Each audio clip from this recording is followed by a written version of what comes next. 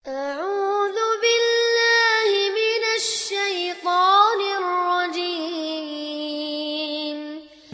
Bismillahirrahmanirrahim. Assalamualaikum warahmatullahi wabarakatuh.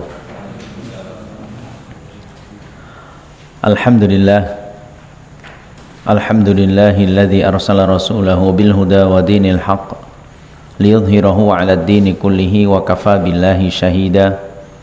Ashhadu an la ilaha illallah wahdahu la syarikalah wa ashhadu anna Muhammadan 'abduhu wa rasuluhu la nabiyya ba'dah. Allahumma salli wa sallim ala nabiyyina Muhammad wa ala alihi wa sahbihi wa man tabi'ahum bi ihsanin ila yaumiddin. Ikhwati fillah rahimani wa rahimakumullah jami'an. Alhamdulillah, kita bersyukur kepada Allah Subhanahu wa taala. Kembali Allah Subhanahu wa taala memberikan kesempatan kepada kita untuk berzikir dengan membahas firman-firman Allah Ta'ala dan hadis-hadis Rasulullah Sallallahu Alaihi Wasallam. Semoga Allah Subhanahu Wa Ta'ala senantiasa menerima amal ibadah kita dan dijadikan kita orang-orang yang seperti Rasulullah Sallallahu Alaihi Wasallam sabdakan, man yuridillahu bihi khairan yufaqihu fid din.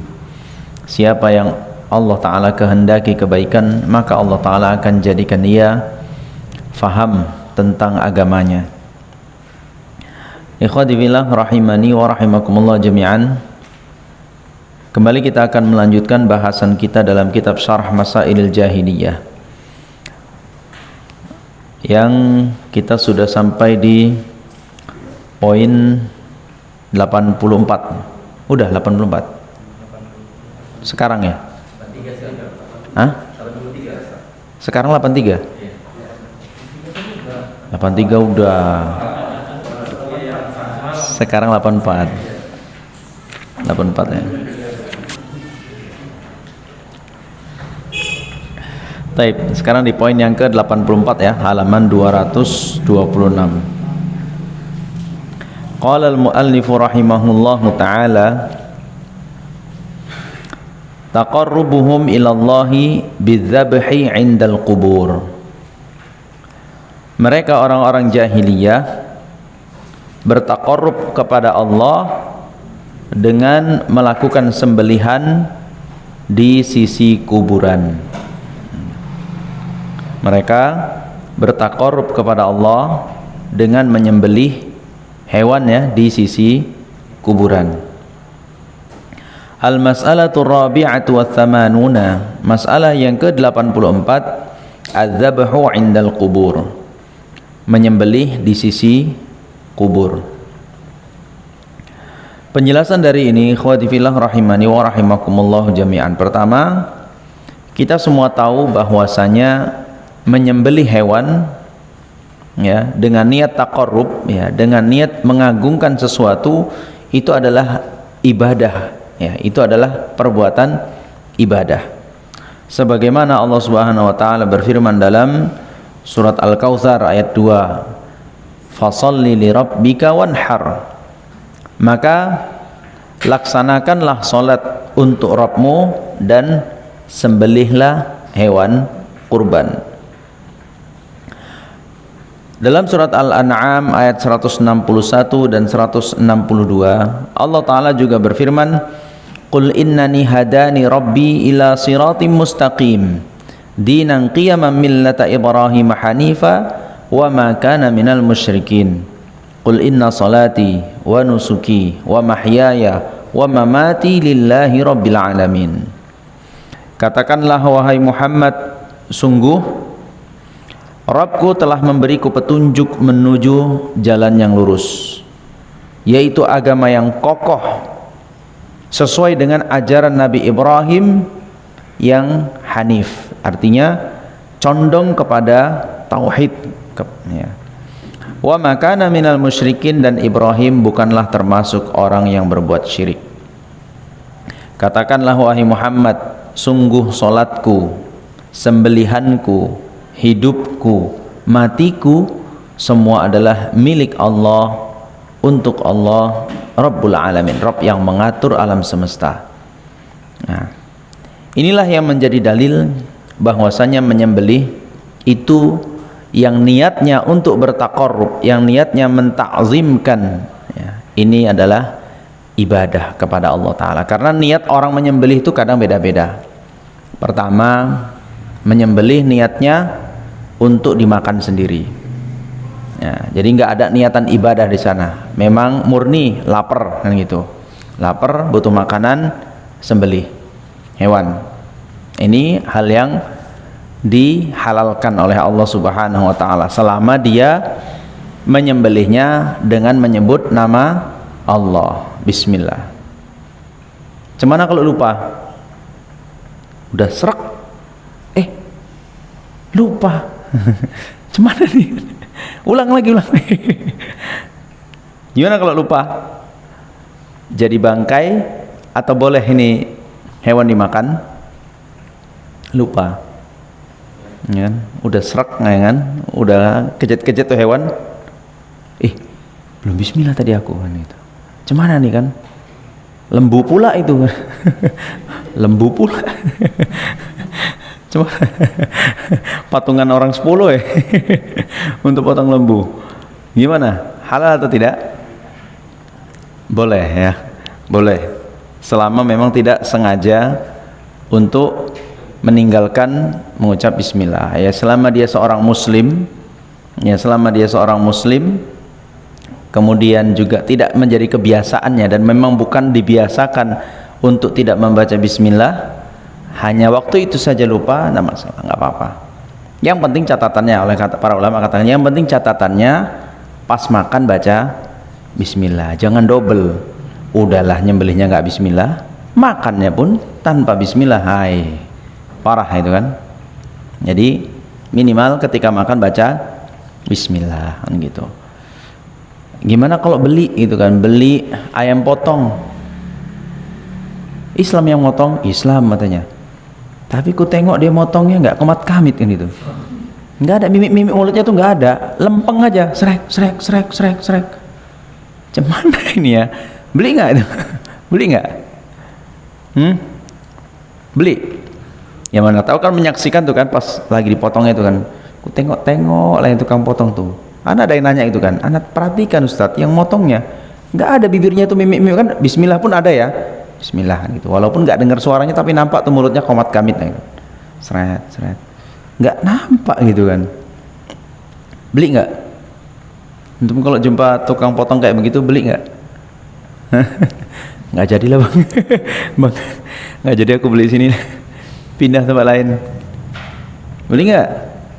Hah? Pas itu pula yang paling murah. Situ pula yang paling murah. Lainnya berapa harga ayam sekarang? 25 ya? Lainnya 25, di sini 23. 23 pula di sini berani dia murah. Karena nggak pakai bismillah itu mungkin. 23. Gimana, beli nggak? Beli nggak apa-apa. Ya, itu tadi kuncinya. Selama dia seorang muslim, selama dia orang muslim. Tapi kalau antum lebih baik lagi kalau antum punya kesempatan untuk menasihatinya, bang, ku tengok abang nggak baca bismillah nggak sih bang tadi itu gitu kan, dipastikan lagi yang gitu. Tapi yang baik-baiklah cakapnya itu kan, mau beli aja bang, nggak usah katanya. Tetap nasihati kan gitu kalau bisa ya. Tapi ala kulli hal, setiap seorang muslim dia tahu ya, karena ini ada ilmu yang daruri. Menyembelih hewan baca bismillah itu adalah pengetahuan yang diketahui oleh mayoritas kaum muslimin, maka kita berhusnudzon dia baca bismillah. Namun kalau antum sebagai tukang potong ya, profesinya adalah tukang potong ayam ya, atau bisnisnya jual beli ayam potong atau kambing potong atau lembu potong kan gitu, bebek potong, terserah antum yang potong ya, pastikan konsumen itu betul-betul nyaman ya kan, bentuk nyaman ya kan. Bisa lah jadi iklan kan gitu, kami selalu baca bismillah sebelum potong per hewannya. Wah kan mantap itu.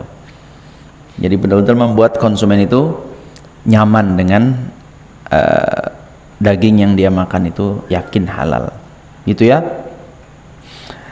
Taib ikhwati fillah rahimani wa rahimakumullah jami'an. Itu alasan pertama orang menyembelih hewan, hanya sekedar untuk dikonsumsi konsumsi, ya gitu. Hukum asalnya apa? Halal ya, halal selama dia baca bismillah. Kemudian yang kedua adalah menyembelih hewan tujuannya untuk memuliakan tamu. Memuliakan tamu. Walaupun ini bagi kita di negara belahan dunia bagian timur ini kurang begitulah, kebiasaannya kurang begitu. Tapi kalau di sana di Arab misalnya, mereka kebiasaan begitu. Tamu datang potongan kambing. Itu artinya punyalah mereka ternak kambing itu, potongan kambing. Kalau di kita tamu datang potongin ayam kan gitu. Kambing jiper lah kan gitu. Kambing jiper. Jangan kambing gitu kan. Begitu juga ngolahnya juga lama kan. Ngolahnya juga lama, itu butuh waktu, ntar nggak mateng-mateng. Ya, potongan ayam lah biasanya gitu. Ada sebagian tempat tuh begitu. Kalau ada tamu datang, potongkan ayam. Ya, kalau sekarang kayaknya lebih praktis ya. Tinggal telepon aja, bang, kirim bang 5 bungkus. Gitu. Tapi kebiasaan ini juga bagus. Artinya memang menyembelih hewan untuk memuliakan tamu. Untuk apa kau potong ayam? Untuk tamuku. Boleh nggak ini?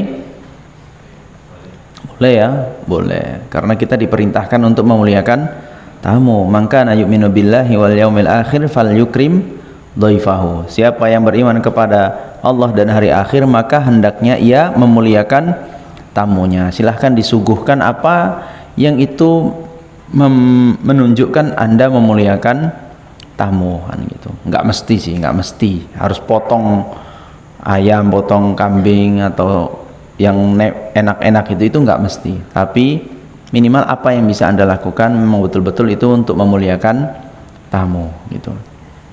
Itu ya sebab kedua, dan ini mustahab. Yang kedua ini adalah dianjurkan untuk kalau bisa seperti itu ya, datang tamu sembelihkan hewan untuk memuliakannya. Lalu yang ketiga adalah memotong hewan niatnya ibadah. Memotong hewan niatnya ibadah. Inilah yang paling nampak yang dilakukan kaum muslimin saat hari raya kurban ya. Hari raya kurban ya kan, di Idul Adha, acara akikah. Nah, itu ini adalah sembelihan yang memang untuk mendekatkan diri kepada Allah Ta'ala sesuai dengan perintah Allah Ta'ala. Nah, inilah yang tidak boleh diselewengkan kepada selain Allah Ta'ala. Ini nggak boleh. Yang sifatnya begitu ya, memuliakan tamu tidak, keperluan mau makan juga tidak gitu. Tapi ini untuk persembahan Mbah Fulan gitu. Seringlah dengar kan di negeri kita ini ada sebagian tempat yang melakukan seperti itu. Mereka panen raya. Apa yang dilakukan? Potong lembu. Kepalanya dipisahkan, dikuburkan di tempat tertentu atau dihanyutkan di lautan atau di sungai gitu. Ada musibah, gitu juga potong lembu atau kambing. Mau membangun bangunan besar, gitu juga. Mau ada acara hari besar khusus kan gitu, untuk ritual khusus. Ini tidak boleh. Ya, tidak boleh. Niatnya untuk bertaqarrub, niatnya untuk berlindung dari sesuatu, maka ini tidak boleh kecuali lillahi ta'ala, hanya untuk Allah Ta'ala. Begitu ya ikhwati fillah rahimani wa rahimakumullah jami'an. Nah, di sini yang membadi pembahasan kita adalah menyembelihnya sengaja dekat kuburan. Ya, sengaja dekat kuburan. Jika menyembelihnya itu meyakini kehebatan penghuni kubur itu, syirik. Ya, jika kalau ditanya, Anda kenapa menyembelih di dekat kuburan ini? Wah, kalau nyembelih dekat sini berkah nanti hartanya, semua hajat akan terpenuhi, bla bla bla bla. Mengakui kehebatan si penghuni kuburnya, ini termasuk syirik besar. Ya. Tapi kalau menyembelih enggak mengakui kebesaran atau keagungan si penghuni kubur ini, hanya sekedar hanya sekedar pengen di situ saja, ini juga dilarang ya, termasuk berdosa besar di sana. ya, karena dilarang untuk menyembelih kubur di sisi kuburan. Alasannya apa? Alasannya adalah untuk menghalangi, ya, menjauhkan diri dari kemungkinan jatuh dalam perbuatan syirik. Nah, gitu ya. Jadi janganlah dilakukan dekat kuburan.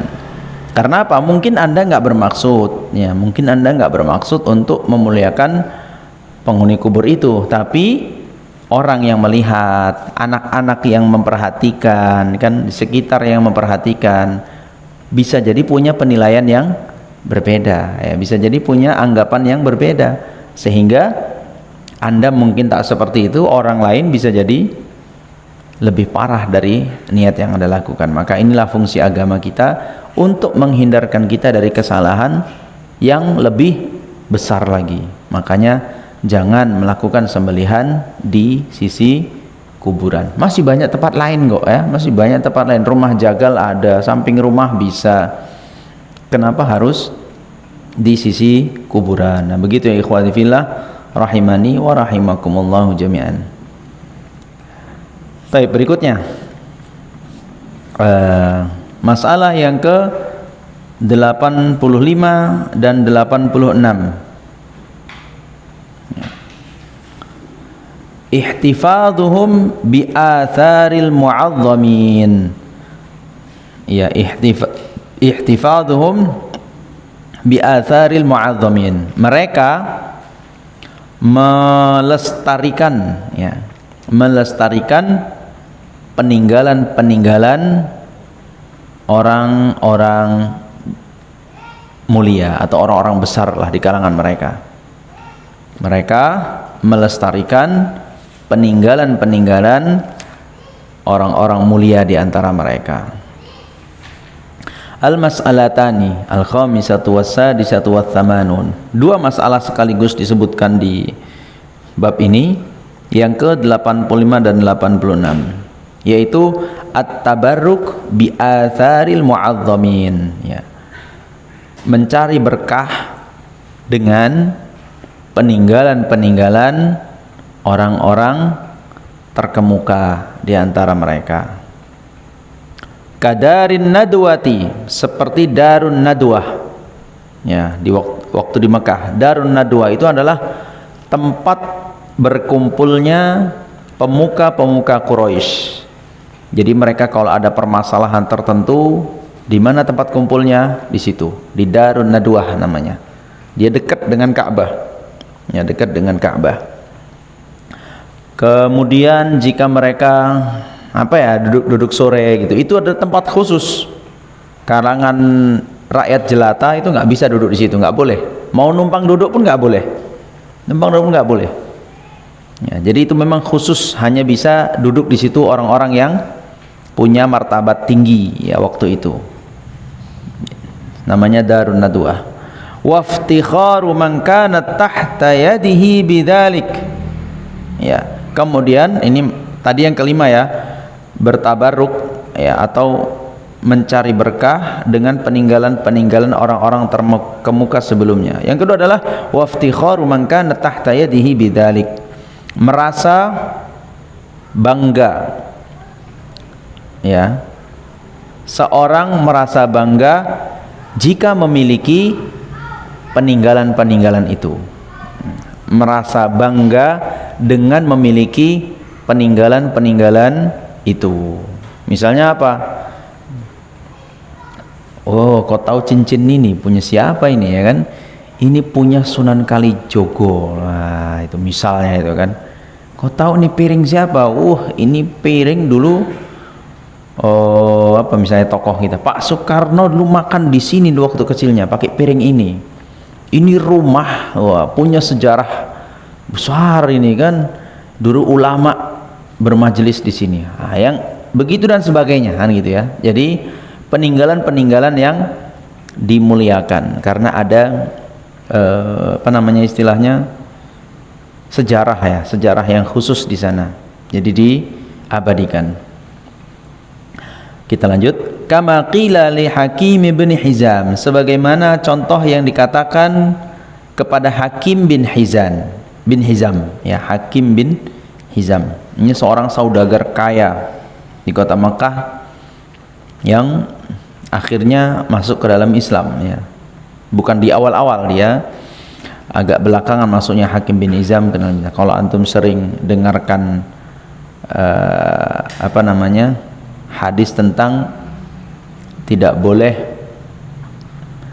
menjual barang yang belum Anda miliki, ini akhirnya sering disebutkan oleh Ustaz Irwandi biasanya menjadi sebuah dalil tentang tidak boleh hukum menjual barang yang belum dimiliki.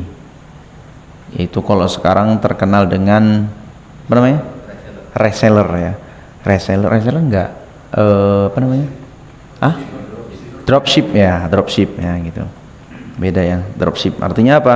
Ente nggak izin sama yang punya barang, nggak ada hubungan apapun, nggak calling sebelumnya, main ikut jual aja barang dia, gitu. Ini namanya menjual barang yang belum dimiliki. Ini itu terjadi kepada Hakim bin Hizam, ya kan, Hakim bin Hizam. Karena dia saudara kaya, dia bisnis. Waktu itu dia bertanya kepada Rasulullah, ya Rasulullah, ada orang pada nyari barang-barang ini, tanya sama aku, tapi aku belum ada barang itu. Gimana kalau ku terima aja orderannya, ambil duitnya, ku terima orderannya, udah, tapi nanti barangnya ku carikan lagi kan gitu, carikan lagi. Atau ada, aku tahu barangnya di punya si Fulan kan gitu, aku tahu barangnya ini, boleh nggak ku ambil dulu orderannya, baru habis itu ku beli lagi barangnya, baru ku serahkan ke dia. Nggak boleh ya. Ini termasuk menjual barang yang belum dimiliki. Itulah hadisnya Hakim bin Hizam. Dialah yang punya Darun Nadwah. Nah, itu Darun Nadwah tuh punya dia apa ya? Wallah alam gimana kepemilikannya, apakah warisan atau dia beli? Tapi pada akhirnya sampai ke pemerintahan Muawiyah, Darun Nadwah itu milik Hakim bin Hizam. Artinya kaya banget ya orang kan, punya area tanah yang di tempat paling strategis di Mekah gitu, dekat dengan Ka'bah, dan itu juga prestisius ya, area mahal lah gitu. Itu punya Hakim bin Hizam, menunjukkan dia memang orang yang punya kehormatan tinggi ya di kalangan kafir Quraisy. Dijualnya gitu, dijualnya Darun Nadwah itu dijual sama orang pada ngumpat kan gitu, cemana kau ini, itu peninggalan orang-orang tua kita kan gitu, peninggalan pembesar kita itu. Darun Nadwah ini punya sejarah histori yang luar biasa, kok dijual kan gitu. Apa jawaban Hakim bin Hizam? Faqala zahabatil makarim illa taqwa. Kemuliaan itu udah nggak ada lagi, semua sudah berlalu, masa-masa itu sudah berlalu, yang tersisa hanyalah ketakwaan. Siapa yang mau mulia, silahkan berbangga dengan ketakwaan di sisi Allah Ta'ala. Itulah yang nanti kita jelaskan lagi ya. Ini adalah masalah yang ke-85 dan 86. 85 berarti tadi adalah mencari berkah dengan peninggalan orang-orang besar terdahulu ya, orang terkemuka. Lalu yang ke-86 adalah merasa bangga dengan memiliki sesuatu yang bersejarah ya, sesuatu yang dimiliki orang terdahulu. Ikhwati fillah rahimani wa rahimakumullah jami'an. Sama seperti yang tadi kita sebutkan, alasan kenapa menyembelih di sisi kuburan itu dilarang ya. Sama juga latar belakangnya, yaitu khawatir ya, kekhawatiran akan terjatuh dalam perbuatan syirik ya, akan terjatuh dalam perbuatan syirik. Kita harus ambil pelajaran yang sangat besar ya, yang terjadi di kaumnya Nabi Nuh dulu ya, kaum Nabi Nuh. Bagaimana akhirnya kesyirikan pertama itu terjadi di atas muka bumi ini. Itu sejarah yang tak boleh dilupakan ya. Apa, jas merah ya, jangan pernah melupakan sejarah itu. Jangan, bukan hanya sejarah Indonesia, tapi sejarah tentang kesyirikan itu, sejarah Islam ini. Gimana tuh dulu terjadi pertama kali ya perbuatan syirik di atas muka bumi ini. Karena sejak Nabi Adam diturunkan dari surga, anak keturunannya nggak ada yang mengenal syirik, tuh nggak tahu, cara syirik pun nggak tahu. Kalaupun dia waktu itu mau berbuat syirik, itu pun nggak tahu caranya, gimana caranya berbuat syirik kan itu. Karena betul-betul tauhid mereka tuh murni kepada Allah Ta'ala, secara turun-temurun diajarkan. Nabi Adam kepada anaknya, kepada cucunya, terus begitu turun-temurun. Sampai akhirnya terjadi di kaumnya Nabi Nuh ya. Saat pada masanya Nabi Nuh itu sudah jauh itu. Entah berapa tuh keturunan dari sejak Nabi Adam kepada Nabi Nuh alaihissalam, jauh. Ratusan, bahkan ada bilang ribuan tahun, karena umur-umur orang zaman Nabi Adam itu umurnya ratusan tahun ya kan. Bahkan ada yang mengatakan ribuan tahun umurnya. Jadi jauh udah selang waktunya. Nah, kenapa kok bisa terjadi ya? Ilmu yang turun temurun diwariskan dari sejak Nabi Adam, tauhid itu, lalu akhirnya hancur ya, akhirnya terbongkar, buka calaan, itu artinya buka calak ya gitu ya. Pertama kali terjadi perbuatan syirik, gara-gara apa? Gara-gara yang seperti ini, mengagungkan peninggalan-peninggalan orang terdahulu ya. Ini kan sudah ceritakan panjang lebar ya di pertemuan yang sudah lama ini ya, terkait pertama di awal-awal dulu kita bahas kitab ini. Ini cuma gara-gara itu, hanya karena sedih ditinggal orang-orang yang soleh meninggal dunia, lalu dibisikkan syaitan untuk buat patungnya, nggak diibadahi, cuma sekedar biar kayak mereka masih tetap bersama kita, itu aja. Kayak kita tuh kalau meninggal kan foto-foto orang-orang yang kita sayang itu nempel-nempel. Kenapa begitu ya? Biar merasa mereka masih ada di sekitar kita gitu. Tujuannya awal cuma itu, nggak ada nyembah, ngapain disembahan, nggak ada. Hanya sekedar kan mereka tuh orang-orang yang kalau nengok dia aja bawaannya mau tobat kan gitu. Nengok orangnya, sosoknya saja itu bawaannya mau tobat langsung, bawaannya langsung ingat kepada Allah Ta'ala. Kan memang ada kayak gitu. Itu kalau cari kawan yang kayak gitu, jumpa dia tuh bawaannya mau tobat kan gitu. Nampak dia aja tuh awak maksiat, berhenti saat itu juga kan gitu. Berhenti saat itu juga. Itu cari kawan tuh yang kayak gitu, bukan kawan yang nengok dia bawaannya ngakak aja kan gitu, tawa aja. Kalau jumpa dia bawaannya apa? Bawaannya mau apa? Nyeritain orang aja kan gitu ya. Jangan cari yang kayak begitu. Cari kawan tuh ya, deketin orang itu yang kalau jumpa dia bawaannya apa? Ingat sama Allah Ta'ala, takut berbuat maksiat, dan bawaannya ingin memperkuat ibadah. Artinya enggak, kalau udah jumpa dia bawaannya udah gitu kan, ibaratnya tadinya lagi ngerumpi ngomongin orang, langsung sep, nggak berani ngomong lagi kan gitu, udah ada dia nih tuh. Itu cocok kayak gitu jadikan kawan ya, kayak gitu jadikan kawan.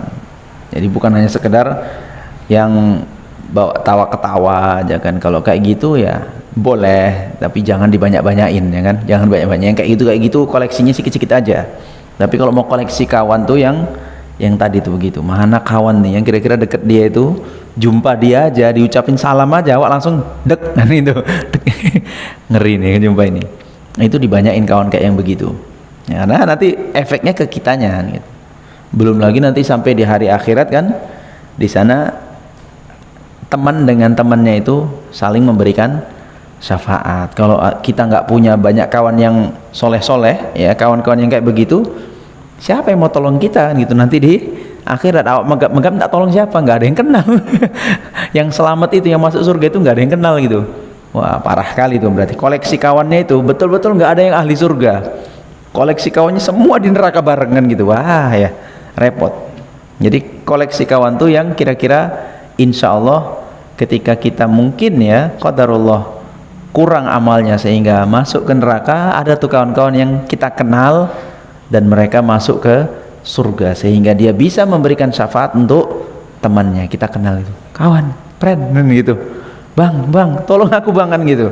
Oh iya, wah ya Allah, ada yang nyemplung nih kawanku satu nih, dulu kawan-kawan ngopi nih, ini kawan-kawan kan jualan ini kawan-kawan dulu jalan-jalan ini kan gitu.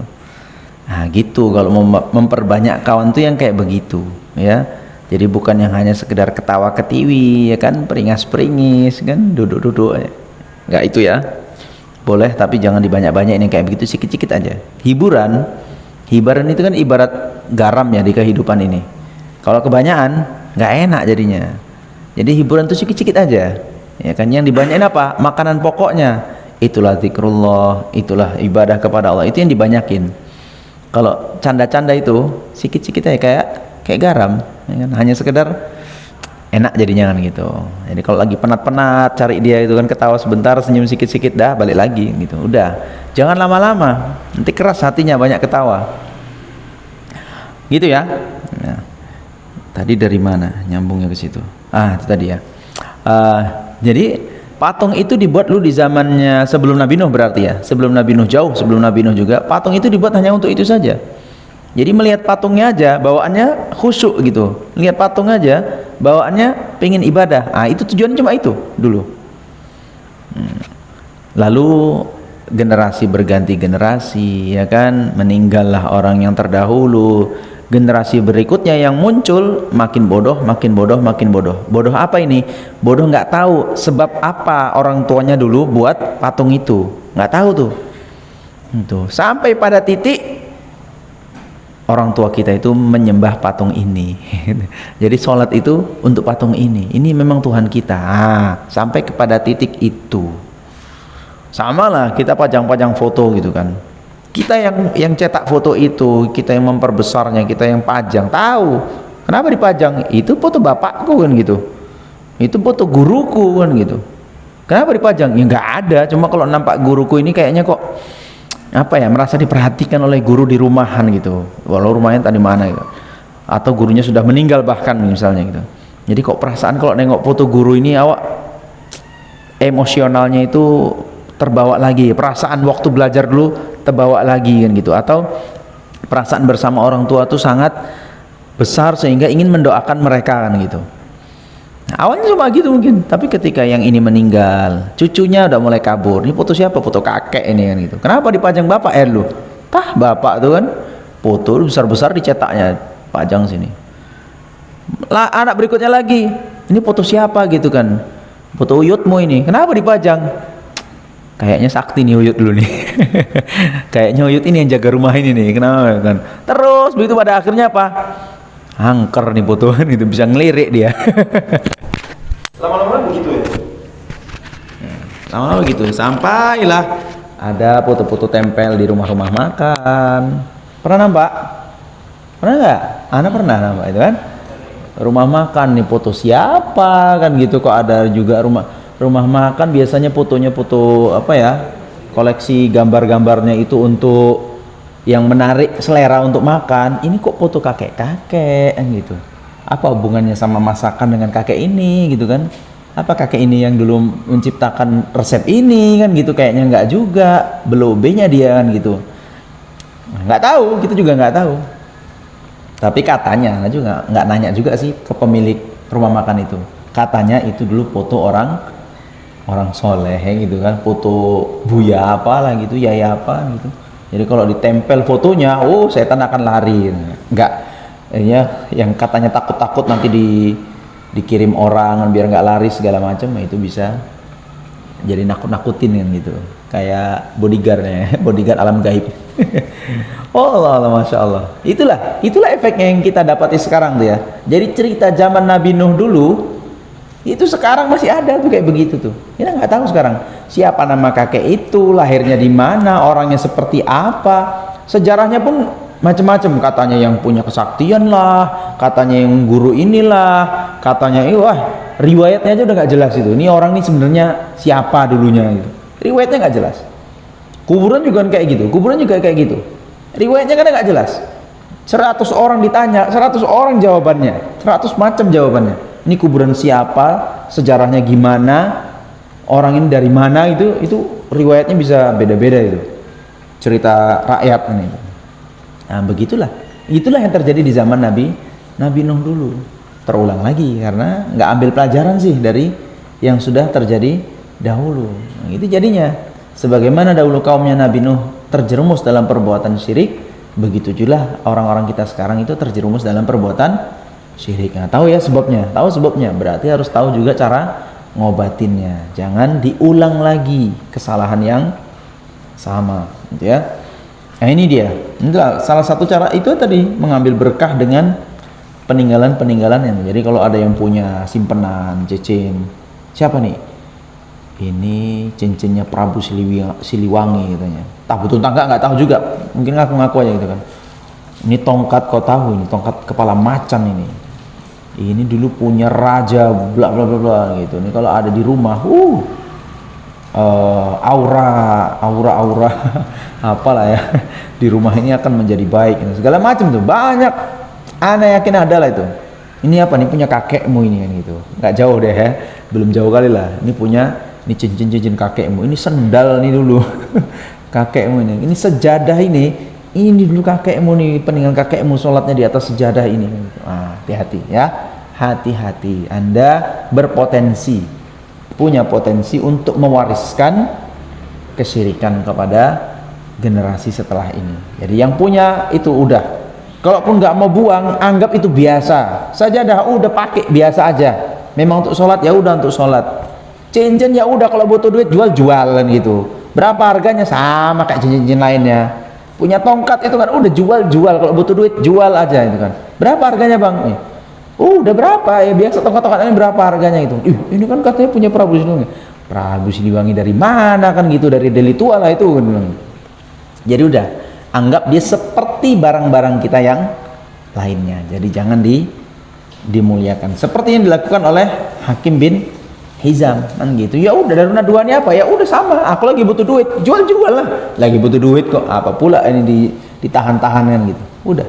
Jadi anggap seperti barang-barang yang lainnya, sama kan saja dia ya. Begitu ikhwati fillah rahimani wa rahimakumullah jami'an.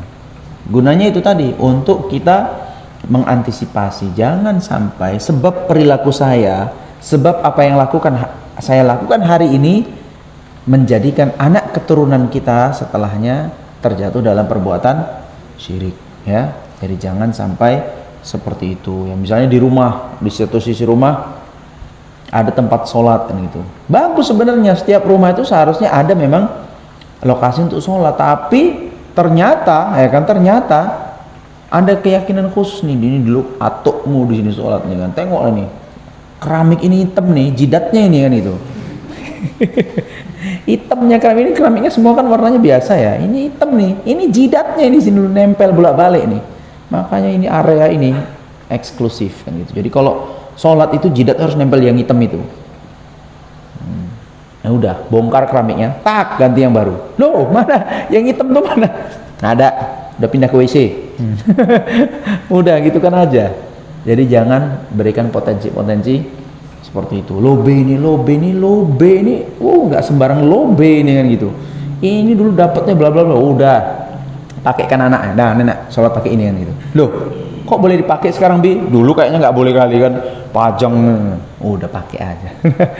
Samakan dia dengan lobe-lobe yang lainnya. Begitu ya, ikhwati fillah rahimani wa rahimakumullah. Jadi jangan sembarangan untuk mengkeramat-keramatkan, memberkah-berkahkan barang-barang atau tempatnya. Karena itu Anda memberikan potensi di kemudian hari, apakah anak keturunan ataukah orang lain terjatuh dalam perbuatan syirik. Ya udah, barang-barang itu anggap sama seperti kepemilikan kita kepada barang-barang yang lainnya. Butuh duit jual, mau simpan, mau pakai, nggak usah dikeramat-keramatkan, nggak usah dihebat-hebatkan.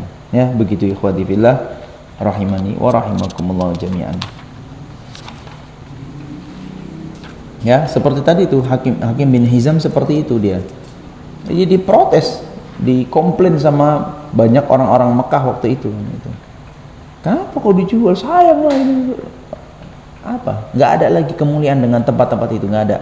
Kemuliaan setelah datangnya Islam itu adalah dengan ketakwaan. Sebagaimana Allah Ta'ala berfirman, Inna akramakum indallahi atqakum. Sesungguhnya kemuliaan ya di sisi Allah Ta'ala yang paling mulia adalah yang paling bertakwa di antara kita. Bukan karena pakaian, bukan karena aksesoris, bukan karena kepemilikan ini dan itu, enggak. Sama sekali tidak. Tapi kepemilikan takwa itulah yang paling mulia di sisi Allah Ta'ala. Siapapun bisa, artinya siapapun bisa.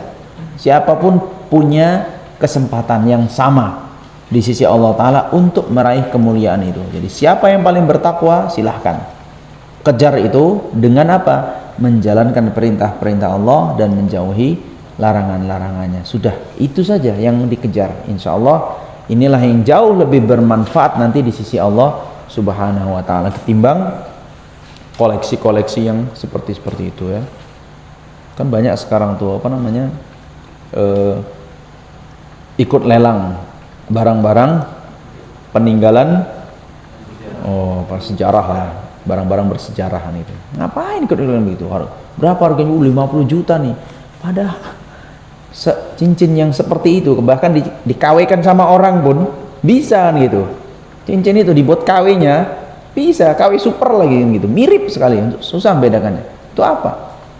Ya, untuk apa? Mending untuk yang lainnya ya. Demikian ikhwati fillah rahimani wa rahimakumullah jami'an. Sama kayak apa? Mobil ya Pak ya. Mobil Pak Soekarno sekarang berapa harganya Pak? Seharga BMW kan. Mobil Pak Soekarno entah masih hidup tak enggak mesinnya itu. Tapi karena itu dulu tunggangannya Pak Soekarno, harganya seharga BMW. Ngeri sekarang, entah bisa jalan tak enggak tahu itu. Kabarnya masih bisa ya, di museum itu. Itu apa? Mending beli BMW-nya sekalian kan. Mobil Pak Soekarno AC belum ada kan. Kaca masih kelek, entah masih fungsi tak enggak itu pun. Nyetaternya apa ya. Miaranya aja tuh, aksesorinya segala macam mahal-mahal semua. Bagus beli BMW sekalian. Itu ya. Jadi nggak usah lah yang secara kayak itu. Dia anggap seperti barang-barang yang lainnya. Bahkan peninggalan ulama sekalipun, ini sorbannya Syekh Albani nih. Serbannya Syekh Albani nih kan, ini serbannya Syekh Utsaimin ini kan gitu. Nggak ada ya, nggak ada. Jadi tidak perlu kita memulia-muliakan peninggalan-peninggalan seperti itu. Anggap semua sama. Baik, berikutnya ikhwati fillah rahimani wa rahimakumullah jami'an. Ini berikutnya 4 poin sekaligus ya. 87, 88, 89, 90 ya kan, 90. 4 poin sekaligus. Min khisalil jahiliyatil baqiyati fi ba'di hadhil ummah. Ini adalah 4 poin ini adalah bagian dari orang-orang jahiliyah yang akan terus ada pada umat ini. Ya, ini adalah bagian dari peninggalan jahiliyah yang akan terus ada pada umat ini. Inilah masalah yang ke 87, 88, 89 dan 90. Apa itu? Al-fakhru bil ahsab. Ya, pertama ini al-fakhru bil ahsab, merasa bangga dengan garis keturunan. Kemudian at-ta'nu fil ansab, merendahkan nasab orang lain. Kemudian al-istisqa'u bil anwa, ya, menyandarkan hujan dengan kemunculan bintang. Menyandarkan hujan dengan kemunculan atau perginya bintang. Lalu yang keempat, an-niyahatu 'alal mayyit, meratapi mayit ya, meratapi orang yang meninggal. Ini seperti sabda Rasulullah SAW yang disahihkan oleh Imam Muslim. Arba'un fi ummati min amril jahiliyyati la yatrukunahunna. Ada 4 kebiasaan ya, yang itu termasuk kebiasaan orang jahiliyah dan tidak bisa ditinggalkan oleh umatku. Ada 4 ini yang nggak bisa hilang memang. Itulah tadi al-fakhru bil ahsab, berbangga-bangga dengan nasabnya. Kemudian at-ta'nu fil ansab, ya, merendahkan garis keturunan orang lain. Al-istisqa'u bin nujum, yaitu menyandarkan turunnya hujan atau tidak turunnya hujan dengan kemunculan atau perginya bintang. Lalu yang keempat, meratapi mayit, ya, wa niyahatu 'alal mayit. Ikhwati fillah rahimani wa rahimakumullah jami'an. Yang pertama tadi adalah al-fakhru bil ahsab, ya, merasa bangga dengan garis keturunan ini. Saya keturunan sultan ini, saya keturunan ini dan ini. Sehingga dengan itu apa? Dia merasa bangga, dia merasa hebat, ya. Yang sebenarnya ini adalah tidak benar, ya. Ini kebiasaan orang-orang jahiliyah dahulu, ya. Mereka tuh para sahabat sempat melakukan ini.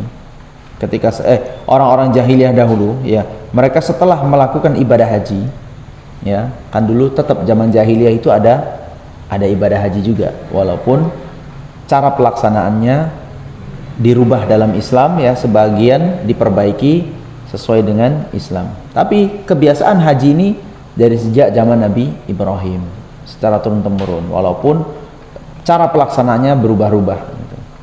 Nah, salah satu yang mereka biasakan di zaman jahiliyah adalah setelah mereka selesai ibadah hajinya di Ka'bah, mereka berangkat ke kota Mina ya. Ka'bah ke Mina itu berapa jam lah gitu, kalau naik unta beberapa jam ya ke sana.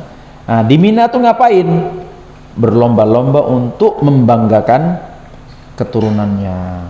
Kami rombongan dari turunan ini, turunan ini, turunan ini, turunan. Wow, hebat. Oh, kami ini rombongan ini. Jadi yang nggak punya turunan itu diam aja udah. Nggak ada yang mau dibanggakan. Ya, efeknya itu yang kedua, at-ta'nu fil ansab. Ya kan? Lalu efek berikutnya adalah memandang rendah nasab orang lain.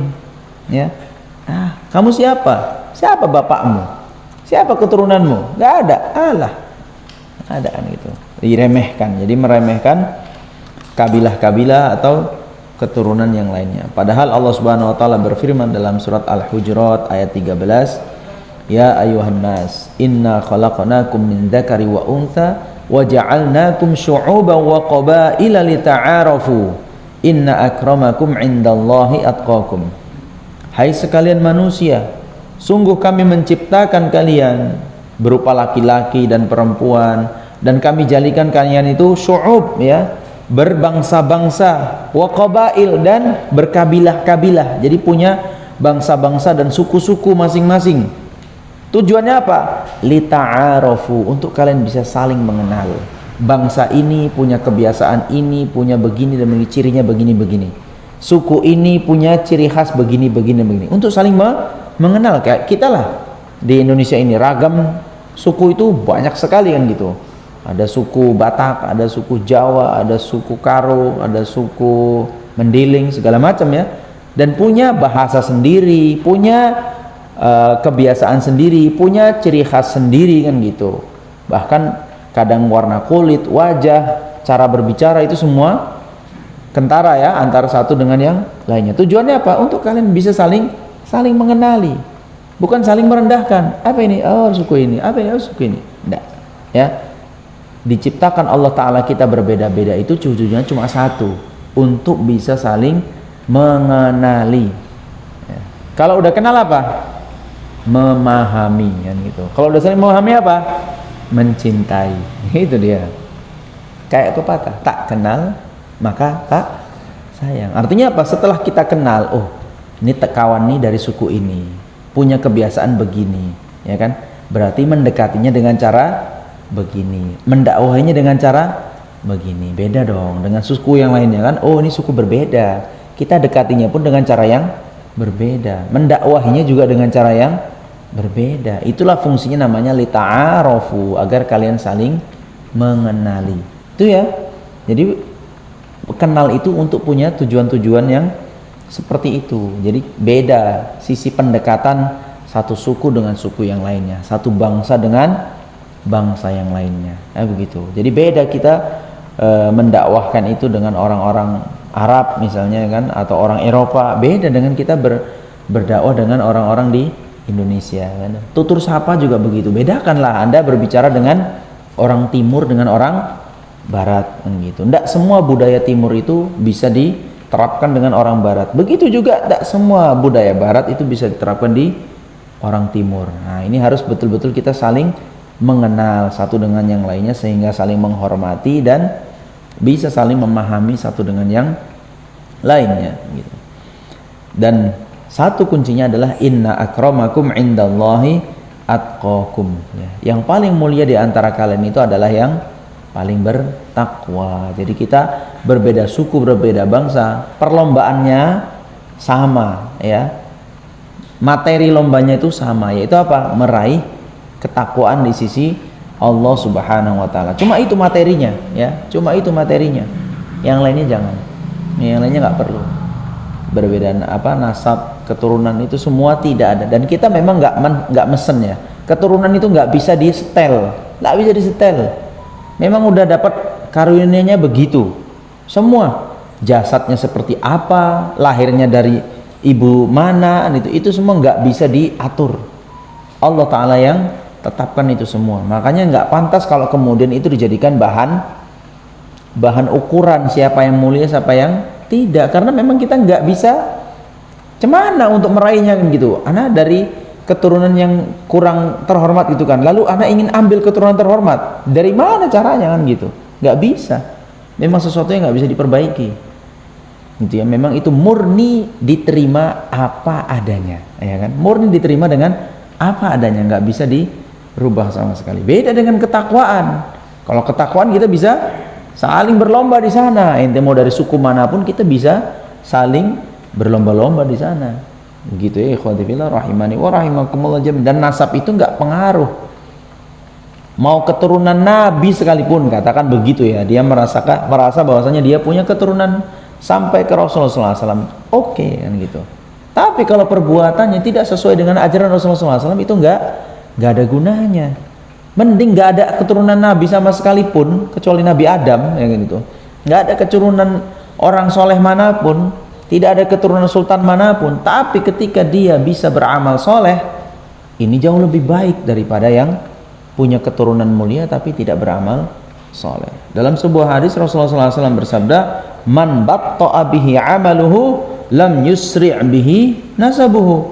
Siapa yang lambat dalam beramalnya, ya, lembek cara beramalnya, lambat dalam beramal itu, suka menunda-nunda ya, suka leha-leha, hal itu tidak bisa didukung dengan garis nasabnya, tidak bisa. Lalu mau katakan beda dong sholatnya turunan nabi sama sholatnya bukan keturunan nabi. Yang membedakan sholat itu bukan masalah garis keturunan siapa. Yang membedakan sholat itu adalah kualitas khusyuknya, kualitas ikhlasnya. Itu yang bedakan. Mana ada garis keturunan itu kemudian membedakan antara satu keturunan dengan keturunan yang lainnya. Itu nggak ada ya. Jadi amal itu tergantung sesuai dengan ketakwaan seseorang. Maka tidak benar kemudian kita merendahkan orang hanya karena warna kulit, ya hanya karena suku, ya karena bangsa. Ini tidak benar. Jadi semuanya sama, yang membedakan hanyalah ketakwaan. Lalu terkait yang ketiga adalah menyandarkan turunnya atau tidak adanya hujan karena bintang ya, bintang. Ini nggak benar ya. Ini nggak tahu kalau zaman sekarang prakteknya seperti apa ya. Kalau dulu dengan bintang ya, ada bintang, wah turun hujan ini turun tuh karena bintang itu udah muncul kan gitu. Kenapa selama ini kita nggak hujan? Itu bintang itu memang belum muncul kan gitu. Jadi merasa dengan bintang itu. Kalau kita sekarang apa? Nggak tahu nih kalau prakteknya sekarang. Ini turun hujan karena apa? Karena udah kutusuk cabenya tadi. Kuarahkan ke ayah, jadi turun hujannya. Udah mendung gelap, nggak jadi hujan gara-gara apa? Nah itu bawang cabai ditusuknya ke arah langit, nggak jadilah hujan kan gitu. Mungkin kalau sekarang prakteknya itulah ya, gitu ya kan. Menganggap turun dan tidak turunnya hujan itu dengan sebab manusia atau sebab makhluk, yang sebenarnya semua itu adalah di sisi Allah Subhanahu wa taala. Dalam sebuah hadis ikhwati fillah rahimani wa rahimakumullah jami'an ya, sebuah hadis qudsi, Nabi SAW menyampaikan, hal tadruna ma'adha qala rabbukum. Jadi di suatu pagi Rasulullah SAW bertanya seperti itu, tahu kalian apa yang dikatakan oleh Rabb kalian? Qalu Allahu wa rasuluhu a'lam. Allah dan Rasulnya yang paling tahu.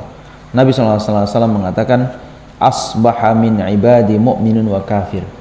Pagi ini ya kan, karena itu Rasulullah SAW sampaikan di waktu subuh.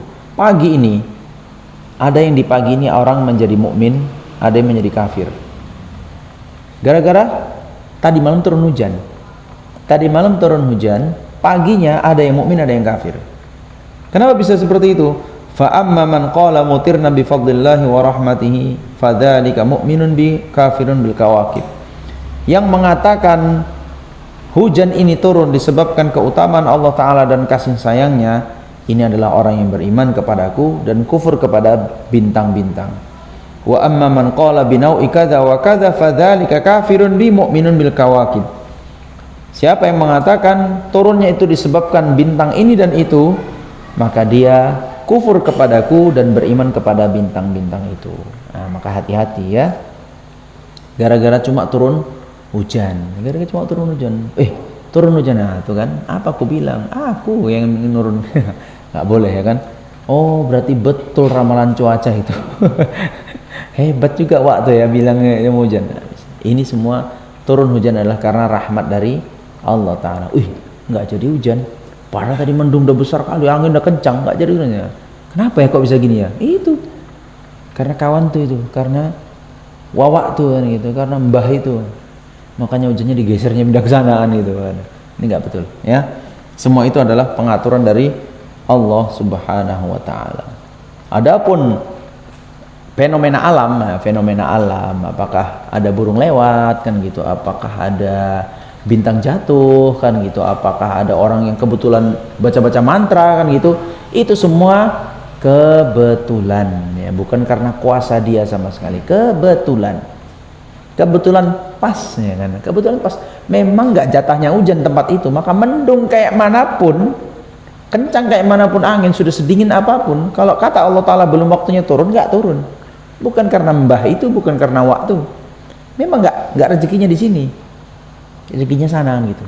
Padahal jaraknya deket kali loh.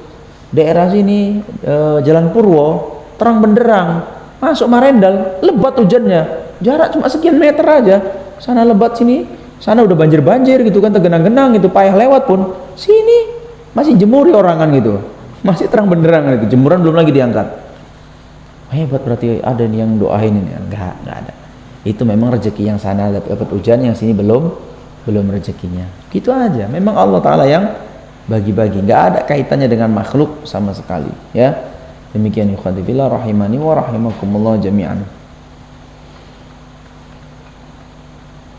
Allah Ta'ala berfirman dalam surah Al-Furqan ayat 50, wa laqad sarrafnahu bainahum liyadzdakkaru. Sungguh kami yang sudah mengatur itu semua di antara mereka agar mereka ingat akan kuasa Allah Ta'ala. Tapi apa? Fa'aba aktsarun nasi illa kufura. Sebab kebanyakan atau mayoritas manusia itu hanya menginginkan kekufuran. Seharusnya kita tuh ingat kepada Allah. Masya Allah ya, jarak yang dekat, Jalan Purwo nggak turun hujan, Marendal turun hujan. Begitulah Allah Ta'ala kalau mau membagi-bagikan rezeki. Begitulah, sampai yang kita dekat aja pun bisa nggak kebagian, sementara mereka yang sana dapat rezeki itu. Begitulah kalau Allah Ta'ala ingin membagi-bagikan rezeki. Bahkan berdekatan sekalipun ya, sama-sama jual kipas angin kan gitu, sebelah-sebelahan, tapi yang sini merek yang sama, keluaran yang sama, bentuk yang sama, lebih laris daripada yang sebelahnya, harganya pun sama. Masya Allah ya kan. Sama-sama jual bakso, ngambil baksonya di tempat yang sama, gilingnya sama, ambil mie-nya sama, bergurunya pun sama kan gitu, bergurunya pun sama, resepnya itu. Ini lebih laris, ini tidak. Begitulah kalau Allah Ta'ala ingin bagi-bagikan rezeki. Allah Ta'ala yang berkuasa di sana. Jadi bukan karena manusianya. Demikian ikhwati fillah rahimani wa rahimakumullah jami'an. Lalu yang keempat adalah meratap-ratapi mayit ya, meratap kepada mayit. Dalam riwayat lain Rasulullah SAW bersabda, an-naihatu idza lam tatub qabla mautiha tuqamu yaumal qiyamati wa 'alaiha sirbalun min qatiranin wa dir'un min jarabin. Seorang yang meratapi mayit ya, di sini pakai muannats, an-naihah ya. Pakai muannats karena apa? Biasa memang yang hobi meratap itu dari kalangan perempuan ya gitu. Kenapa dalam ayat pencuri misalnya wasariqatu wasariqu wasariqatu faqta'u aydiyahuma, pencuri laki-laki dan pencuri perempuan potong tangannya. Kenapa dimulai dengan yang mudzakkar dulu? Karena memang inisiatif mencuri biasanya lebih kepada laki-laki. Jarang perempuan yang punya inisiatif untuk nyuri, laki-laki itu ya kan. Lalu kenapa dalam zina az-zaniyatu waz-zani fajlidu kulla wahidin minhuma mi'atan? Kenapa dimulai dengan perempuan? Az-zaniyatu waz-zani, bukan laki-laki dulu. Kenapa? Karena memang penyebab zina itu rata-rata Perempuan, bukan laki-laki. Laki-laki kalau udah ditawarin, kan gitu. Tapi kalau dia yang mulai, jarang perempuan yang mau kan gitu. Jarang perempuan yang mau kan. Kalau laki-laki menawarkan diri untuk zina, nggak ada perempuan yang mau tuh. Tapi kalau udah perempuan yang menawarkan diri, jangan tanyaan gitu. Laki-laki pantang ditawari. Makanya di situ pakai sifat muannas dulu, az-zaniyatu waz-zani, karena persetujuan zina itu perempuan kuncinya kan gitu, bukan laki-laki. Perempuan tuh kuncinya. Begitu juga ini. Kenapa pakai an-niyahatu, pakai sifat muannats, an-naihatu? Kenapa pakai muannats? Walaupun tidak menutup kemungkinan ada yang meratap dari kalangan laki-laki, tapi dominasi pelaku ratapan ini adalah perempuan. Laki-laki jarang, bahkan nggak sedikit air matanya pun nggak keluar gitu. Nggak sedikit laki-laki itu keluarganya meninggal, jangankan meratap, setitis air mata pun nggak keluar. Yang ada udah otaknya muter gitu. Cantik nih keretanya. Wah, warisan yang mana nih bisa diangkat? Malah otaknya muter kan gitu, cari kesempatan. Nah, perempuan yang memang biasanya meratap. Walaupun ini bukan berarti laki-laki nggak terancam ya. Apa itu? Jika mereka tidak bertaubat dari perilaku ratapnya ini sampai mati, maka pada hari kiamat dia akan dibangkitkan dengan dikenakan pakaian dari panasnya api neraka, dari api neraka, dan pakaian itu adalah pakaian yang diselimuti dengan kuman-kuman yang merusak kulit gitu. Tak apalah kuman itu, jadi bikin gatal, bikin nggak nyaman, habis panas lagi kan gitu. Wallah alam gimana tuh ngerasainnya tuh. Itulah ganjaran untuk mereka yang suka meratap ya. Maka ini beda dengan nangis ya. Nangis nggak boleh rupanya? Boleh. Kalau cuma nangis boleh. Karena Nabi SAW pun menangis saat meninggal anaknya Ibrahim ya. Anak laki-lakinya Ibrahim. Rasulullah menangis, meneteskan air mata. Jadi para sahabat bertanya, karena para sahabat kira nggak boleh nangis. Ternyata waktu meninggalnya Ibrahim, Rasulullah meneteskan air mata. Ditanya oleh para sahabat, loh ya Rasul, antum kok menangis kan gitu? Antum kok nangis? Ini apa nggak meratap gitu kan? Apa jawaban beliau sallallahu alaihi wasallam? Innal aina tadma wal qalba yahzan wa la naqulu illa ma yurdi rabba wa inna bi firaqika ya Ibrahim la mahzunun. Sungguh mata ini meneteskan air mata. Karena apa? Hati merasa sedih. Dan kami tidak mengucapkan kata-kata kecuali yang diridhoi oleh Rabb kita. Dan sungguh perpisahan denganmu ini wahai Ibrahim adalah hal yang sangat memilukan kan gitu. Jadi kalau cuma sekedar nangis boleh ya asalnya. Dan dalam riwayat lain Rasulullah SAW bersabda, innallaha la yu'adzibu bidam'il ain. Allah Ta'ala itu bukan menyiksa disebabkan tetesan air mata, wala bihuznil qalbi, bukan juga dengan hati yang sedih, walakin yu'adzibu bihada, ya kan, au yarham. Tapi Allah Ta'ala mengazab itu disebabkan lisan ini. Beliau tunjuk lisan ini, atau dengan itu anda akan dirahmati oleh Allah Ta'ala. Jadi yang dinilai itu adalah apa yang keluar dari lisan ya. Itu yang perlu diperhatikan. Bentuknya beda-beda. Ada yang mengucapkan kebaikan-kebaikan, wah si fulan ini memang sebenarnya orang baik, bla bla bla bla bla, diulang-ulang. Atau dengan penyesalan-penyesalan segala macam. Ada yang tampar-tampar pipi, ada yang koyak-koyak baju, ada yang acak-acak rambut kan gitu, ada yang pukul-pukul tanah, pukul-pukul badan sendiri, wah segala macam. Intinya adalah dia meratapi mayat tersebut. Batasan boleh hanya sekedar hati sedih, merasa sedih dengan kehilangan, dan mata meneteskan air mata. Adapun lisan tidak mengatakan apapun kecuali hanya sekedar misalnya apa? Allahumma jurni fi musibati wa akhlif li khairan minha. Ya Allah, berilah aku ganjaran dari musibahku ini dan gantikanlah ini dengan yang lebih baik lagi.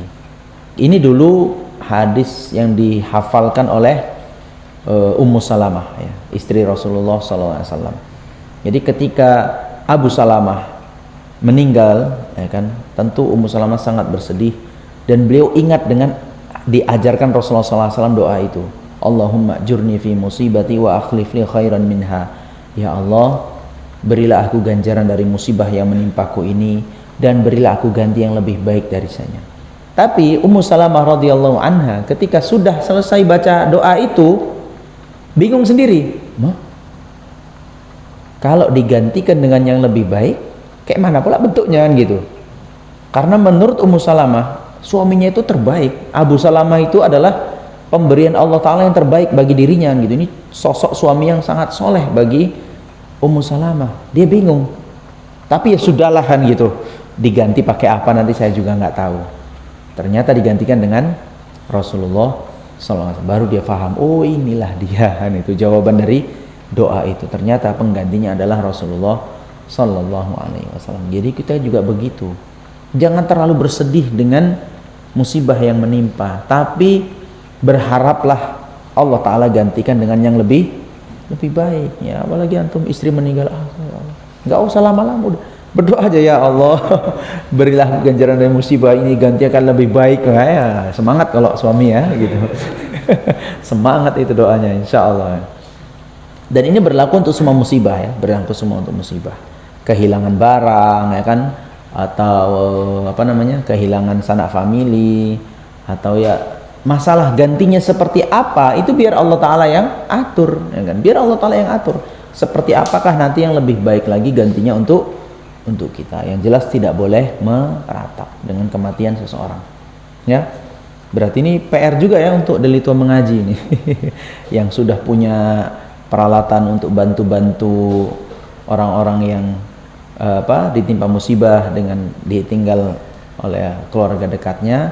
Jadi bukan hanya sekedar itu ya PR-nya nih ya, tim ini juga PR-nya apa? Nasihati kalau terjadi ada yang meratap-ratap seperti itu ya, harus siap juga memberi nasihat gitu. Jangan sorong-sorong, cuman itu meratap dia, woi cuman itu ngomongnya, ini udah nggak betul nih. Harus ada latihan nyeramahi juga lah kalau gitu ya, latihan juga ya, harus bisa lah deketi, wah assalamualaikum mana wak, sehat wak gitu kan ya, wak jangan, tapi juga jangan berlebihan ya. Ada yang berlebihan itu, kau jangan keluar air mata kan, nanti gara-gara air matamu bapakmu disiksa kan gitu kan.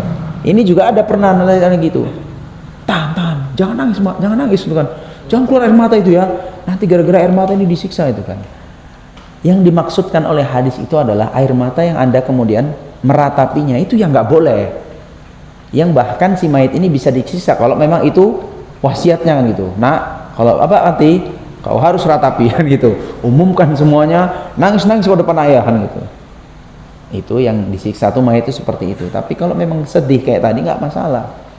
Jadi jangan pula nasihatin, bang jangan nangis bang tahan bang, jangan keluar air mata bang, nanti disiksa bapak nih gara-gara tangisan abang itu kan. Nah gimana tuh, dia sedih suruh tahan air mata, gimana nahan air mata tuh, aduh kesian kali lah pokoknya gitu. Kalau air mata nggak apa-apa ya, itu termasuk PR juga diajarkan kepada timnya ya. Jangan pula ada yang teromong kayak begitu. Di sisi lain kalau ada yang meratap harus bisa menasihatinya ya. Bagaimana jangan sampai meratapi yang tangisan itu arahnya kemudian meratapi mayit yang sudah meninggal. Jadi sekedarnya, jadi tahu batasannya ya. Batasnya sekedar rasa sedih dan tetesan air mata. Adapun lisan tetap berzikir, memohon kepada Allah Ta'ala ya, setelah innalillahi wa inna ilaihi raji'un. Begitu kemudian Allahumma ajurni fi musibati wa akhlif li khairan minha gitu. Itu aja udah, lebih dari itu jangan, kalau mau doakan ya kan, Allahumma firlahu warhamhu wa'afihi wa'fu anhu ya, banyak-banyak berdoa untuk si mayit, tapi jangan sampai kepada meratapinya, karena bagaimanapun ini memang warisan jahiliyah yang tidak bisa hilang pada umat Muhammad ini ya. Nggak bisa hilang memang. Ini 4 ini ada nih tadi ya, berbangga-bangga kepada keturunan, merendahkan garis keturunan orang lain ya, kemudian apa tadi lupa, ya menyandarkan hujan dengan bintang atau apapun itu ya, apapun itu dari makhluk Allah Ta'ala, menyandarkan hujan dengan itu semua. Lalu yang keempat adalah meratapi mayit. Nah ini yang perlu kita antisipasi, karena kalau ini memang dapat rekomendasi ya, dapat kabar dari Rasulullah SAW bahwasanya 4 ini tidak hilang dari umat Muhammad ya, tetap ada, tetap ada. Makanya kita yang harus antisipasi diri kita, keluarga, orang-orang sekitar, teman-teman, itu harus diantisipasi. Jangan betul-betul mendapat warisan dari jahiliyah yang 4 ini, karena ini akan terus ada. Baik, demikian ikhwati fillah rahimani wa rahimakumullah jami'an yang bisa saya sampaikan, mudah-mudahan bermanfaat bagi kita semua. Aku qouli hadza wa astaghfirullah li wa lakum innahu huwal ghafurur rahim. Ada pertanyaan? Silakan.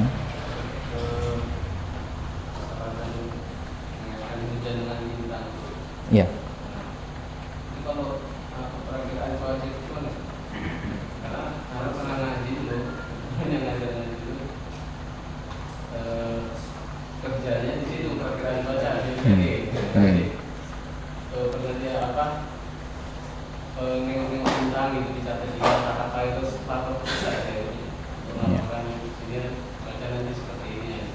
Ya. Sesuai dengan namanya ya, pertanyaan itu tentang perakiraan cuaca. Namanya sudah sesuai itu. Makanya dulu kan nggak boleh. Dulu kan waktu anak kecil namanya ramalan cuaca. Udah bagus sekarang dirubah. Jadi nggak pakai kata ramalan. Itu masya Allah itu yang merubah bahasa itu, masya Allah itu dapat jempol banyak kali gitu kan. Bagus nih. Diganti dengan perakiraan cuaca. Ya sesuai dengan namanya. Cuma kira-kira aja. Cuma kira-kira aja. Kalau perakiraan semua ada, jangankan di hujan, ente tanam kan gitu, tanam pohon, kebon lah, buka kebon kan gitu. Itu udah dari awal tuh udah, kalau pakai bibit ini nanti dapatnya sekian ini sekian gitu. Itu perkiraan juga. Ente ternak ayam kan gitu kan. Itu dari awal tuh sudah pasti punya perkiraan tuh. Nah, apakah ini mendahului takdir? Ya enggak. Biasanya dengan proses begini hasilnya sekian. Biasanya dengan proses begini hasilnya sekian. Nah itu sama seperti itu, hanya sekedar perkiraan. Sama bayi kan, kandungan tuh 7 bulan. Nah, cap cip cup, laki perempuan apa cap cip cup kan lagi perempuan. Lalu USG lah kan ya, USG itu 3 dimensi 4 dimensi kan segala macam tuh. Perempuan laki ya, dokter tetap aja kan, kalau menurut alat ini Pak Bu kan laki-laki ya, cuma tetap aja Bu, kita tunggu waktu lahirnya kan. Nggak berani juga dokternya bilang ya, paling banyak berani cuma 99%. Paling banyak yang pernah Anda dengar ya, ini 99% laki-laki Pak. Loh kok nggak 100% dok? Ya nggak berani lah, tetap yang kuasa nanti yang menentukan gitu. Karena buktinya banyak yang udah 3 dimensi 4 dimensi, dari mulai 7 bulan 8 bulan 9 bulan terus sama hasilnya. Perempuan, bahkan orang tuanya udah beli serba pink kan gitu kan, calon bayinya ini perempuan, kok cara Allah yang lahir laki kan gitu. Itu wakil sekali anak dapat cerita itu jelas itu. Artinya itu kan semua dokternya tetap hanya perkiraan ya, menurut alat ini deteksinya begini dan begitu, tapi akhirnya juga Allah Ta'ala yang punya keputusan mau laki atau perempuan. Itu hati-hati antum ya kan. Ya boleh mati sebelah perkiraannya kayaknya mau hujan nih kan gitu, udahlah kita tunda aja daripada nanti di sana kita kena banjir segala macam kan gitu, kita tunda aja keberangkatannya. Ya nggak apa-apa dengan perkiraan seperti itu ya kan, bukan memastikan ya kan, bukan memastikan, cuma dengan perkiraan itu saja. Karena kan mereka juga pakai ilmiah, bukan hanya sekedar pakai wangsit-wangsitan kan gitu. Menurut mbah ini diperkirakan, enggak, mereka punya penjelasan secara ilmiahnya, dengan arah angin kan, dengan jumlah kelembapan di awan kan gitu. Mereka hitung itu, ada alatnya untuk menghitung itu ya, hanya dengan itu. Dan mereka juga nggak bisa bilang, nggak berani ada BMKG yang berani mengatakan pasti jam sekian itu turun hujan, itu nggak ada juga ya. Memang faktanya kan kadang mereka bilang mendung rupanya hujan ya kan, mereka bilang hujan rupanya panas gitu. Kadang nggak betul juga gitu. Ya begitu. Kalau cuma perkiraan nggak apa-apa ya, hanya apa ya, perkiraan aja gitu, kayak kita cuma terka-terka aja, nggak memastikan. Apalagi mereka memang punya standar ilmiahnya kan gitu, punya penelitian, punya alat untuk meneliti itu, maka wajar. Yang nggak wajar tuh orang yang nggak ada ilmunya, nggak ada alat ukurnya, lalu ngomong gitu, nggak akan turun hujan nih gitu. Kalau mendung kita juga buat perkiraan kan, mendung bah, mau hujan ini kan gitu. Itu langsung angkat jemuran ini. Itu kan juga perkiraan. Rupanya lewat doang lewat mendungnya, panas lagi. Gitu. Kadang panas terik kan, pure. Kan kayak kemarin tuh kan, dari arah sini matahari terang kali kan gitu, yang atas sini gelap kali. Jadi cuacanya terang, tapi hujannya buar. Lebih bingung lagi gitu. Ini gitu ya, ikhwatifillah rahimani wa rahimakumullah jami'an. Selama perkiraan saja, tidak memastikan dan tidak mendahului takdir Allah Ta'ala, itu tidak mengapa. Ya, wallahu a'lam bishawab. Tadi bertakorup apa Ustaz? Bertakorup artinya mendekatkan diri. Dari kata koruba ya, koruba, takorroba ya takorrobu, takorrub. Dari asal kata dekat. Jadi takorrub mendekatkan diri.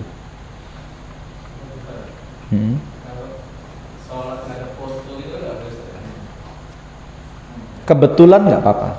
Sengaja ngadep foto nggak boleh. Kalau kebetulan antum mau sholat, ya kan, nggak ada tempat pilihan lain, foto pula depan ini kan gitu. Nggak salah. Tapi kalau sengaja, aku nggak bisa sholat kalau nggak nampak foto ini. Kawat. Aku kayaknya lebih khusyuk kalau nengok foto ini sholatnya. Itu bermasalah. Atau ada tuh sebagian kelompok tuh gitu. Kalau mau sholat tengok foto itu dulu gitu kan. Mau pergi ke masjid tengok dulu foto itu 2-3 menit baru ke masjid. Pernah dapat kayak gitu? Anda pernah dapat? Ada dulu kakek-kakek kayak gitu. Ada foto wah ini kan gitu. Dan setiap kali mau pergi ke masjid nengok foto itu dulu. Biar apa kayak guru ini kan gitu. Syekh ya. Syekh Au gitu kan itu. Kalau nengok dia kayaknya ke masjid itu lebih khusyuk. Nah, itu nggak boleh. Ya, ada keyakinan tersendiri. Tapi kalau sekedar kebetulan ketengok, kebetulan ada pula di depan situ kan gitu. Tanpa ada unsur kesengajaan ya. Demikian wallahu a'lam bishawab. Kalau fotonya itu gambar-gambar wali di dalam masjid itu boleh nggak sholat? Gambar-gambar apa? Gambar-gambar wali di dalam masjid. Nempelkan foto wali dalam masjid. Iya, ada gambarnya dalam masjid, kita boleh nggak sholat di dalam masjid? Kalau sholat sekedar sholat ya, dan antum nggak punya alternatif lain silahkan. Tapi kalau punya alternatif lain ya kan, lebih baik dihindari gitu. Karena itu jangan-jangan itu tempat pengagungan kan gitu. Tempat pengagungan seperti itu, ya adalah kecurigaan ke sana. Tapi kalau antum sebagai BKM-nya copot. Kalau antum sebagai bagian dari BKM-nya atau antum lurah di tempat itu, copot gitu. Ya. Jadi jangan, nggak perlu lah foto-foto kayak gitu. Demikian, wallahu a'lam bishawab. Ada lagi? Waalaikumsalam warahmatullahi wabarakatuh. Mengenai apa? Jual beli itu salah satunya kan ijab kabul. Jadi anak kan sering kayak gini. Dia pesan barang mana, tapi nggak biasa pesan barang sesuatu tersebut. Jadi dibilangnya nanti antar hari besok lah katanya kan. Dikasihnya panjang Ustaz, itu hukumnya kayak mana Ustaz? Tapi dia udah percaya sama anak itu. Panjang. Dia belum kabulnya, barang itu kan belum ditengoknya yang mau pesannya gitu. Panjar itu masuk di bagian harga atau bukan? Ya di bagian harga, makanya dia belanja 100.000, dia panjar 30.000. Oh. Antar 75.000-nya barulah kena masukin barang. Nggak apa-apa. Nggak apa-apa. Itu bagian dari, kalau itu masuk bagian dari harga ya, nggak apa-apa. Jadi panjar, sekedar panjar. Jadi akadnya akan lebih disempurnakan lagi nanti ketika sudah ada barangnya, nggak apa-apa. Wallahu a'lam bishawab. Yang jadi permasalahan sebenarnya DP angus. Kan Pak Santoso? DP angus. Mau ambil mobil, taruh 200.000 ya kan Pak? Kalau nggak jadi, angus. Boleh nggak tuh? Hah? Boleh nggak? Loh, sebagai penjual juga dia merasa rugi loh. Ada yang nawar lagi gara-gara NTDP, nggak jadi, itu ditolak. Ya kan? Ya kan? Walaupun selangnya besok kan gitu. Pak, ini tanda jadi. Besok ku ambil. Kalau jadi ya udah tinggal sempurnakan harganya. Tapi kalau nggak jadi, angus nih Pak ya. Gitu. Sebagian ada yang membolehkan, sebagian ulama membolehkan, sebagian ulama kontemporer membolehkan. Karena apa? Karena si penjual juga ada kerugian di sana. Kerugian apa? Dia nggak boleh lagi tawarkan barang itu ke yang lainnya. Ya otomatis. Padahal mungkin pun penawarannya lebih mahal kan gitu. Sama dia berapa? 75. Ini berani 80. Tapi karena udah di DP, tak dia nggak berani. Nah, di situ kan. Karena dia punya unsur kerugian. Disebabkan punya unsur kerugian inilah diperbolehkan ngambil DP angus itu. Iya. Sebagai ganti rugi. Nah, disitulah dia ruginya kan. Harusnya bisa dia jual, masih bisa dia tawarkan ke yang lain, tapi dia diikat dengan DP itu. Ya. Walaupun sebagian ada yang tidak membolehkan ya, dengan alasan apa? Apalagi itu tidak masuk tidak terjadi jual beli, maka tidak ada pembayaran seharusnya. Ya, tidak terjadi jual beli, tidak ada pembayaran. Dan pembayaran itu juga nggak ada sama pembeli itu nggak ada betul-betul angus, nggak dapat apa-apa dia, angop gitu, betul-betul dapat angin dia, nggak dapat apa-apa. Itu ya alasan yang tidak membolehkan. Ya biasalah dengan kondisi seperti itu, kalau anak pribadi lebih condong yang membolehkan, karena jelas dia punya kerugian di situ kan gitu.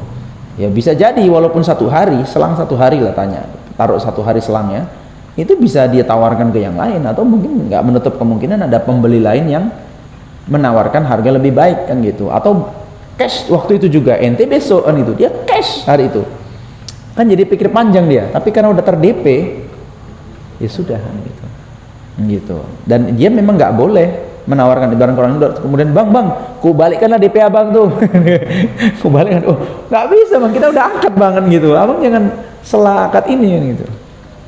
Itu malah nggak boleh ya, gitu. Demikian, wallahu a'lam bishawab. Ada lagi?